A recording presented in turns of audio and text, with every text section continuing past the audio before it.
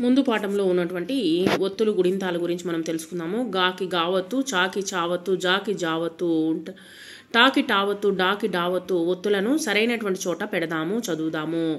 బొగ్గులు, పిచ్చుక, బజ్జీలు, మగ్గము, పట్టీలు, బిడ్డ, ముచ్చట, గడ్డి, మజ్జిగ, మట్టి. ఇక్కడ వచ్చేసి ప్రాస పదాలు వచ్చేసి జత చేరుద్దాము. దగ్గు, బొగ్గు, బొజ్జ, సజ్జ, చెట్టు, అట్టు, లడ్డు, లడ్డు, గుడ్డు, కుచ్చు, గచ్చు.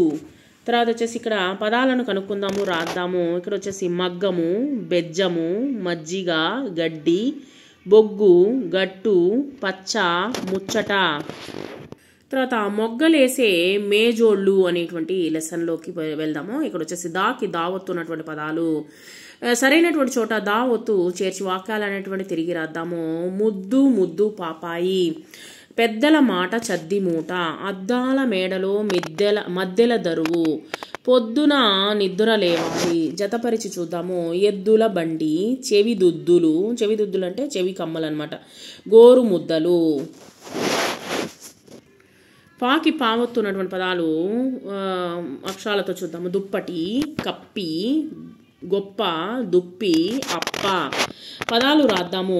ఒప్పు, మెప్పు, ముప్పు, డప్పు, పప్పు. బాకి బావత్తున్నటువంటి పదాలు వచ్చేసి సరైనటువంటి అక్షరాలతో ఖాళీని పూరిద్దాము. డబ్బై, కొబ్బరి, డబ్బు, సబ్బు, బొబ్బర, రుబ్బురోలు. గుడి సుడి అనేటువంటి పూరిద్దాము. గుడి నుడి పూరిద్దాము. ఇక్కడ చూడండి, సుడి పూరిద్దాము. మబ్బు, సబ్బు, కొబ్బరి, రిబ్బను. తర్వాత లాకి లావత్తున్నటువంటి పదాలు వచ్చేసి ఉషస్సు, వయస్సు, మనస్సు, యశస్సు, తపస్సు.